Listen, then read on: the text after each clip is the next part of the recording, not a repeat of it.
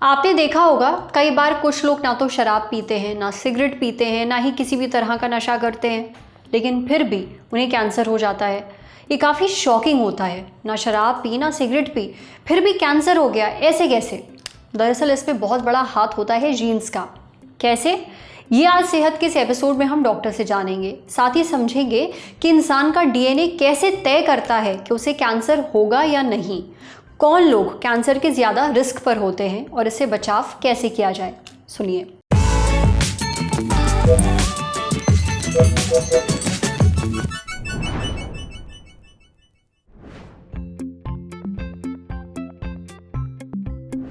ऐसे भी कई बार हमारे अंदर जीन्स रहते हैं जो थोड़ा सा आपके कैंसर होने की रिस्क बढ़ा देते हैं।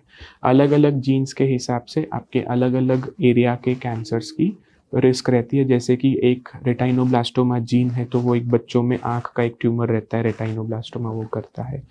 NF1 जीन है न्यूरोफाइब्रोमेटोसिस, वो multiple brain tumours young age में देता है। यूजुअली वो लो ग्रेड रहते हैं, बिनाइन रहते हैं, इतने जानलेवा घातक नहीं रहते। सिमिलरली एक ब्रेस्ट कैंसर की जीन है जो न सिर्फ ब्रेस्ट और साथ में ओवेरियन कैंसर लेडीज में करता है, बट इनफैक्ट पुरुषों में भी वही जीन अगर रहा, उनके माताजी से अगर पुरुषों में वो जीन गया है तो उनको प्रोस्टेट कैंसर की भी रिस्क और इत्यादि जैसे स्टमक कैंसर, पैनक्रेटिक कैंसर ऐसे भी रिस्क बढ़ती है।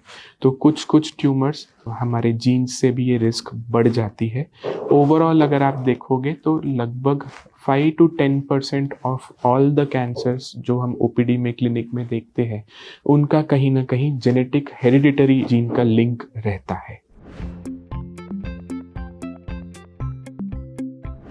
कुछ कुछ जीन्स है जो हमने आइडेंटिफाई किया है कि ये किसी किसी कैंसर्स के रिस्क बढ़ा रहे हैं। इसको एक मोटा मोटी कॉन्सेप्ट एक समझेंगे कि एक रहता है प्रोटोऑन्कोजीन ग्रुप।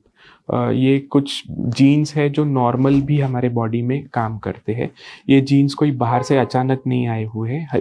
ये सारे जीन्स जो भी हम बोल रहे हैं प्रोटोऑन्कोजीन्स, या दूसरा गुट रहता है जिनको हम बोलते हैं ट्यूमर सप्रेसर जीन्स, ये दोनों हमारे बॉडी में नॉर्मल सेल साइकिल फंक्शन के लिए ज़रूरी रहते हैं। अब अगर आपके ये प्रोटोऑन्कोजीन्स बहुत ही ज़्यादा एक्टिव है तो ये हो सकता है कि सेल अनकंट्रोल्ड सेल डिवीजन में सिर्फ चला जाए, वो सिर्फ मल्टीप्लाई ही करता रहेगा, समथिंग लाइक एक कैंसर को तैयार करेगा। तो इसको चेक रखने के लिए एक दूसरा रहता है जिसको बोलते हैं ट्यूमर सप्रेसर जीन्स। अब ये भी भले ही ट्यूमर सप्रेसर नाम है बट वो नॉर्मली भी सेल साइकिल में उनका रोल रहता है और वो यही अनकंट्रोल्ड डिवीजन चेक रखते हैं, प्रोटोऑन्कोजीन्स के फंक्शंस के ऊपर चेक रखते हैं और ये बैलेंस रहता है। ये बैलेंस जैसे बाहर से हमने सोचा कि कोई शराब या तंबाकू के असर से ये बैलेंस बिगड़ सकता है तो वो लोकल एरिया का ट्यूमर देगा। ये आइडेंटिफाई करना क्लिनिक में बैठ के कि ये ट्यूमर मुझे थोड़ा सा जेनेटिक लिंक लग रहा है, तो उसके कुछ गाइडलाइंस है।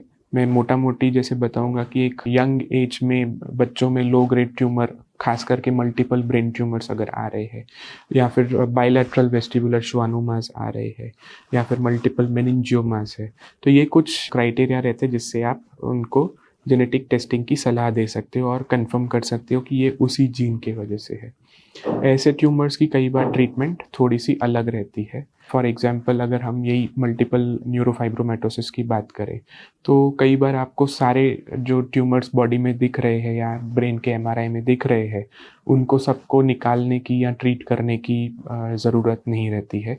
कई बार आप वेट एंड वॉच करते हो क्योंकि आप कितना मल्टीपल है तो कहाँ कहाँ आप निकालोगे, कहाँ कहाँ आप उनको रेडिएशन से दोगे या कीमोथेरेपी दोगे, तो ये रहता है। बट यस, कई बार एक टारगेटेड थेरेपीज अभी आ रहे हैं जो अवेलेबल है, तो उनको आप हैंडल कर सकते हो। गाइडलाइंस में अगर देखें तो आज भी क्लियर है कि हर एक पेशेंट को जेनेटिक टेस्टिंग करने की ज़रूरत नहीं है। अगर आपको ये कुछ रिस्क फैक्टर्स दिख रहे हैं तो ही आपको ये जेनेटिक टेस्टिंग करनी चाहिए।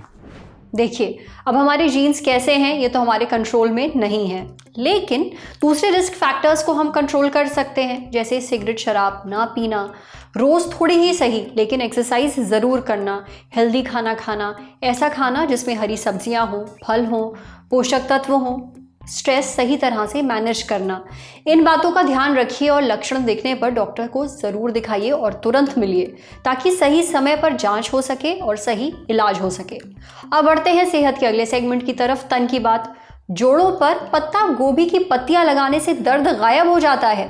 डॉक्टर से जानते हैं।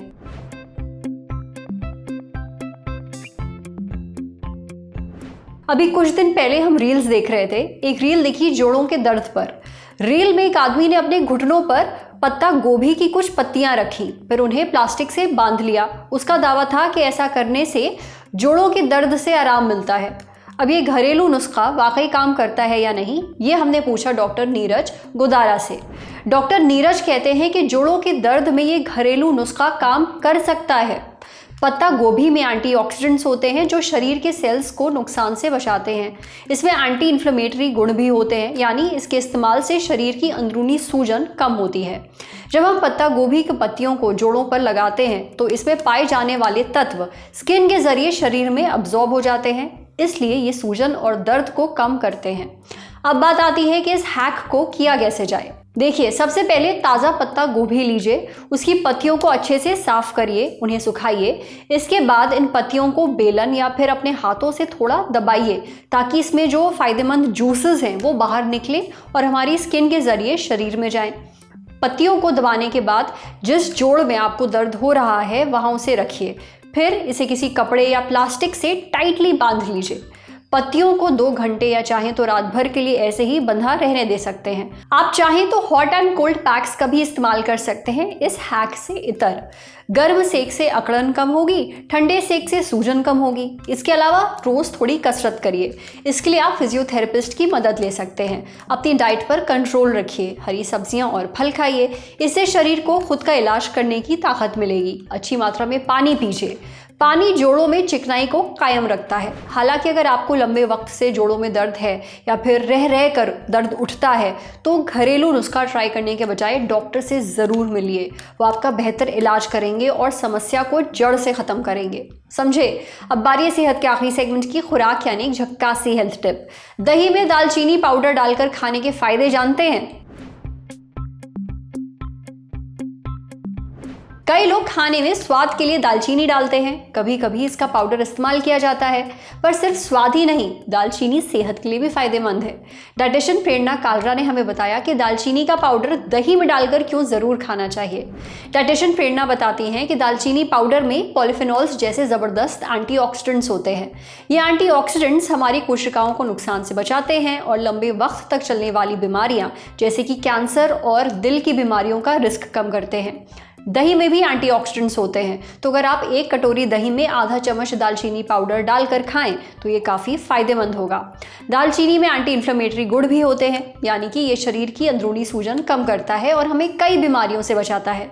सिर्फ यही नहीं, अगर आप रोज़ 3/4 चम्मच दालचीनी पाउडर खाएं तो आपके शरीर में ट्राइग्लिसराइड, टोटल कोलेस्ट्रॉल और बैड कोलेस्ट्रॉल के लेवल घटेंगे। इन तीनों का घटना यानी दिल की बीमारियों से बचाव। कई रिसर्च पे ये भी देखा गया है कि अगर आप लगातार 8 हफ्ते तक रोज थोड़ा दालचीनी पाउडर खाते हैं तो हाई ब्लड प्रेशर भी कम किया जा सकता है। इसके अलावा दालचीनी पाउडर इंसुलिन रेजिस्टेंस भी घटाता है। देखिए, इंसुलिन रेजिस्टेंस होने पर शरीर के सेल्स खाने को ठीक तरह से ग्लूकोज में नहीं बदल पाते। इससे खून में शुगर का लेवल बढ़ जाता है, जिससे डायबिटीज होने का खतरा रहता है। दालचीनी पाउडर इंसुलिन रेजिस्टेंस को कम करता है और इससे शुगर कंट्रोल में रहती है और डायबिटीज का रिस्क भी घटता है। बात दही की करें तो इसका ग्लाइसेमिक इंडेक्स कम होता है। इसका ग्लाइसेमिक इंडेक्स 28 है। ग्लाइसेमिक इंडेक्स का कम होना यानी वो चीज़ खाने से ब्लड शुगर लेवल तेज़ी से नहीं बढ़ता। अब जितना कम ग्लाइसेमिक इंडेक्स होगा वो चीज़ डायबिटीज़ के मरीजों के लिए उतना ही सेफ होगी। तो आप बिना कोई टेंशन लिए दही के साथ दालचीनी पाउडर खा सकते हैं। डाइटिशियन प्रेरणा आगे बताती हैं कि दालचीनी पाउडर हमारे पेट के लिए भी अच्छा है। ये हानिकारक बैक्टीरिया को ख़त्म करता है। और दही की बात करें तो ये प्रोबायोटिक होता है, यानी इसे खाने से पाचन तंत्र में मौजूद अच्छे बैक्टीरिया सही से काम करते हैं। जब आप इन दोनों का कॉम्बिनेशन खाते हैं तो हाजमा दुरुस्त रहता है। देखिए, दालचीनी पाउडर का वैसे तो कोई भी साइड इफेक्ट नहीं है, लेकिन इसे ज़्यादा मात्रा में ना खाएं, वरना ये शरीर के लिए टॉक्सिक भी हो सकता है। साथ ही जिन्हें इससे एलर्जी है वो इसे बिल्कुल ना खाएं। वहीं जिन्हें लिवर से जुड़ी कोई दिक्कत है या कोई दूसरी बीमारी है वो इसे खाने से पहले डॉक्टर की सलाह ज़रूर लें। आज सेहत पर इतना ही। अगर आप एक डॉक्टर हैं, हमसे कुछ शेयर करना चाहते हैं तो जो ईमेल आईडी इस वक्त आपको अपनी स्क्रीन पर दिख रही है उस पर हम एक मेल भेज दीजिए। शुक्रिया।